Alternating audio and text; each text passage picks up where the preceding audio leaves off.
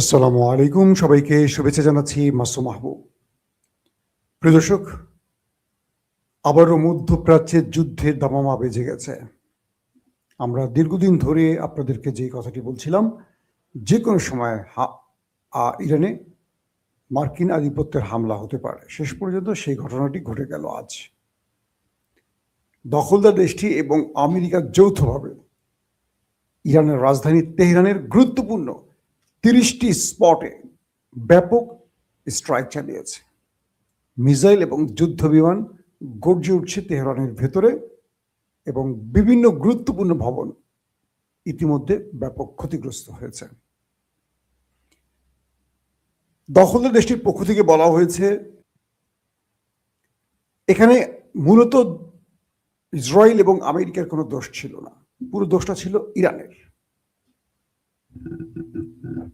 কারণ ট্রাম্প এবং নেতানিয়াহু কালকে রাতে একসাথে ঘুমিয়েছিলেন, তারপর দুজন হঠাৎ স্বপ্নে দেখছিলেন যে ইরান এসে এই দুই দেশের ঘাড় মটকে দিচ্ছে, ইরান এসে তাদের দুজনের উপর হিসু করে ভিজিয়ে দিচ্ছে, অথবা ইরান তাদের উপর এসে হামলা করছে।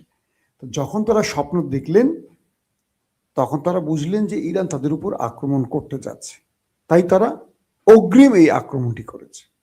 আমি বলছি না, আমি গল্পের মতো বলছি বলে এটা মিথ্যা বলছে না, এটা দখলদার দেশটির পক্ষ থেকে বলা হয়েছে যে ইরান তাদের উপর আক্রমণ করতে যাচ্ছিল, এই অগ্রিম তথ্যের আলোকে তারা আক্রমণটি করেছে আগে।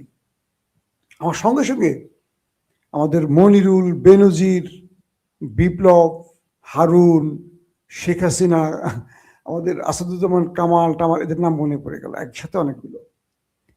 আমরা আওয়ামী লীগ আমলে দেখতাম এই মনিরুল, আমাদের ভণ্ড মনিরুল, কসাই মনিরুল, খুব বিশ্রী একটা কুৎসিত মুখের মানুষ। দেখবেন কথাবার্তা বললে কি মানে কুৎসিত লাগে লোকটাকে। আল্লাহ মানুষের কর্মের সাথে চেহারাটা মিল তৈরি করে দেয়। কি একটি ভবনের মধ্যে 4 জন যুবক একসাথে একটি বড় আক্রমণের পরিকল্পনা করছিল, আর সেই সময় তাদেরকে ধরে ফেলেছে। একটি ভবনে এই 4 জন 5 জন যুবক একসাথে অস্ত্র নিয়ে রেডি হচ্ছিল আক্রমণের জন্য, তখন তারা বাইরে থেকে গুলি করে মেরে দিয়েছে। এই যে ঘটনাগুলি আমরা আওয়ামী লীগের আমলে শুনতে শুনতে শুনতে আমাদের কান ঝালাপালা হয়ে গেছে, কিন্তু এই দেশের একজন মানুষও বিশ্বাস করতো না যে মনিরুল সত্য বলতেছে। সবাই জানে এটা মিথ্যা বলতেছে, কিন্তু মনিরুল এই কথাগুলো বলতেন, প্রতিদিন মিডিয়ার সামনে নতুন জঙ্গি কার্ড দেখাতেন। মানে একই স্ক্রিপ্টের একই ঘটনা আমরা দেখতে দেখতে টায়ার্ড, কিন্তু তারা ঘটিয়ে গেছে, এখন তারা দেশে নাই। তো সেম শেখ হাসিনার থেকে এই স্ক্রিপ্টটি নিয়ে গেছে আমেরিকা এবং ইসরায়েল। তারা নিয়ে সেই স্ক্রিপ্টটি তারা খেললো, কি ইরান তাদের উপর আক্রমণ করবে এই তথ্যের আলোকে তারা অগ্রিম আক্রমণ করে বসছে আগে। আসেন, গেল এই পর্যন্ত। দ্বিতীয় বিষয়টি হলো, এখন পর্যন্ত এই লাইভটি যখন করছি তখন পর্যন্ত ইরান পাল্টা আঘাত করছে এমন তথ্য এখনো পাইনি। আমি ইরানে থাকা আমার বেশ কয়েকজন বন্ধুর সাথে যোগাযোগ করছি, এর মধ্যে 2 জনের সাথে কথা বলতে পেরেছি, বাকিদের অবস্থা বুঝতে পারি, তারা কেউ ফোন ধরেনি। আল্লাহ তাদেরকে নিরাপদে রাখুন, সুস্থ রাখুন, দোয়া করছি। মানে আমার যারা আছে সাংবাদিক বন্ধু, তারা বলছে যে ইরানের রাষ্ট্রীয় গুরুত্বপূর্ণ স্থাপনাগুলি তারা টার্গেট করেছে, এবং তারা এখনো জানে না যে ইরানের এতে কেউ প্রাণ হারিয়েছে কিনা। কারণ হলো দখলদাররা যে আক্রমণ করবে বা আমেরিকা যে আক্রমণ করবে এটা তো ইরান জানে আগে থেকে। আমি কালকে রাতে তো আপনাদের বলেছি যেমন একটা ঘটনার সূত্রপাত হচ্ছে। তো এই স্থানগুলো ত্যাগ করে চলে গেছে আগেই গুরুত্বপূর্ণ লোকেরা। আমি ইরানের যে গুরুত্বপূর্ণ ব্যক্তিরা রয়েছেন তারা চলে গেছেন। তবে ইরানের পক্ষ থেকে কিছু কিছু গণমাধ্যম কিছুক্ষণ আগেও আমি দেখলাম দাবি করছে তারা দখলদার দেশে হামলা শুরু করেছে। অর্থাৎ আইডিএফ বলছে ইরানের পাল্টা আক্রমণ হয়নি, এখনো ইরান তাদের আক্রমণ করেনি, তাদের জনগণ নিরাপদে আছে। কিন্তু ইরানের কিছু আউটলেট বলছে ইরান দখলদার দেশে তাদের পাল্টা অ্যাটাক শুরু করে দিয়েছে। হয়তো আমরা নেক্সট লাইভে আপনাদের সেখান থেকে আপডেট দিয়ে দিব যে কি পর্যায়ে রয়েছে বা কি পরিমাণ ক্ষতি করছে। তবে কয়েকটি সূত্র বলছে যে ইরান বেশ কিছু হাইপারসোনিক অ্যাটাক চালিয়েছে দখলদার দেশটির মধ্যে। এই সূত্রগুলোর একদম সত্য তথ্য কনফার্ম এখন আমি করতে পারছি না, সূত্রগুলোর খবর আমি পেয়েছি আউটলেটগুলোতে। এটাকে যাচাই বাছাই করে হয়তো আমি আরো 2-3 ঘন্টা পর, ইফতারির পরপরই আপনাদেরকে আরেকটা বুলেটিন, অথবা ইফতারির আগে যদি সুযোগ পাই আরেকটা বুলেটিন, আমি এখন সংক্ষিপ্ত লাইভগুলো দেখাবো। 10 মিনিট 12 মিনিটের মধ্যে আমার লাইভগুলো হবে। আমি বারবার লাইভে আসার চেষ্টা করব, অর্থাৎ যতটুকু তথ্য পাই আমি আপডেট আপনাদের দেওয়ার চেষ্টা করব। আরো কয়েকটি সূত্র বলছে, মানে আইডিএফ এর সূত্র থেকে বলছে যে ইরানে তারা আক্রমণ করার পর তাদের সকল গুরুত্বপূর্ণ ব্যক্তি শেল্টারে চলে গেছে, শেল্টার জন্য চলে গেছে।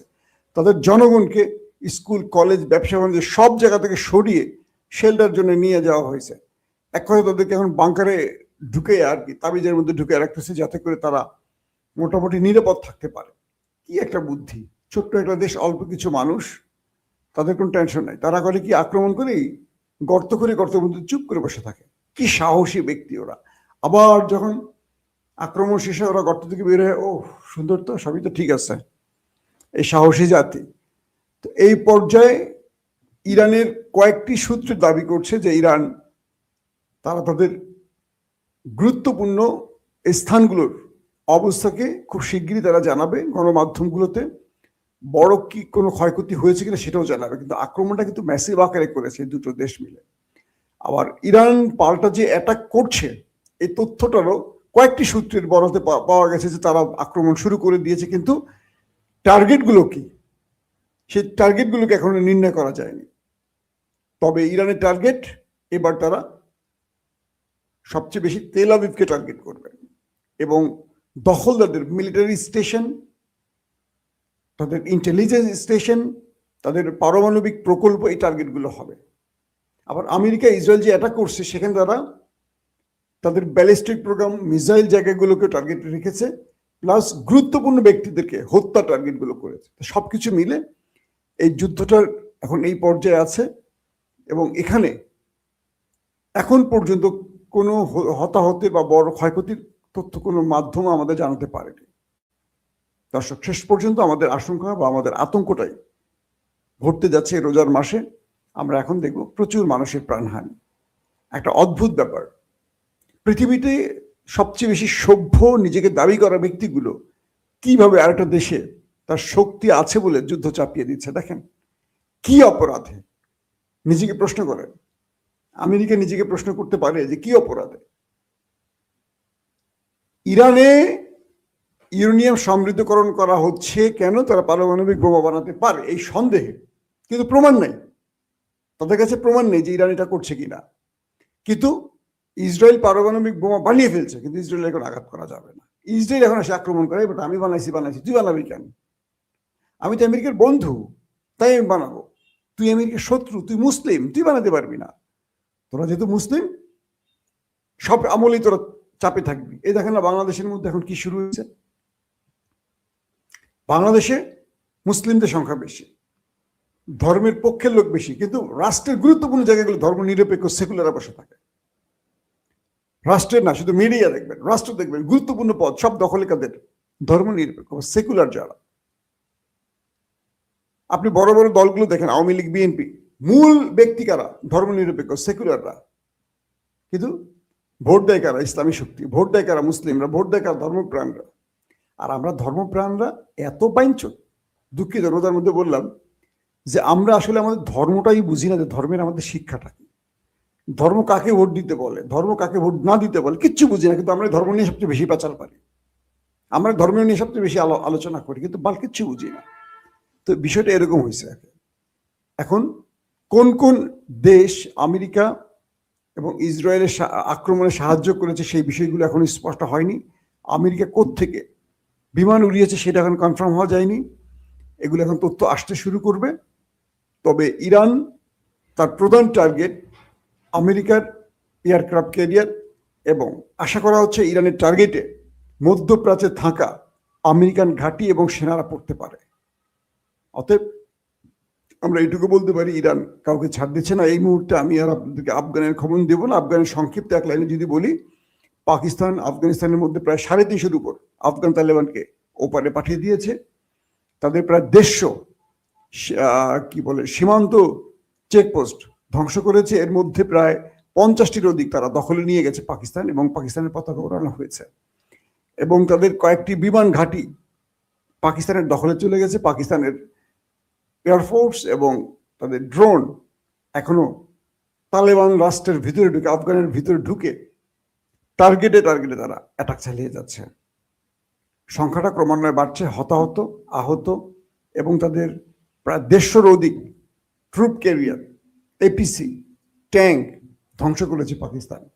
অর্থাৎ তালেবানরা ভারতের প্রেসক্রিপশনে, ভারতের মধ্যে পাড়া দিয়ে নিজেদের 12টা মোটামুটি পাকিস্তান হাতে বাজিয়ে ফেলেছে। এই হলো আজকের আপডেট। দর্শক অপেক্ষা থাকুন, আমি চেষ্টা করব বড় ঘটনা আসলে প্রয়োজনে 1 ঘন্টা পর আবার আসবো। যদি বড় কোনো ঘটনা আমাদের হাতে আসে, আমাদের প্রতি মুহূর্তের লাইভ এখন চলবে আমাদের চ্যানেল থেকে, আপনাদের জানাবো। এখনকার মতো বিদায় নিচ্ছি, প্রত্যেকে ভালো থাকবেন, আল্লাহ হাফিজ।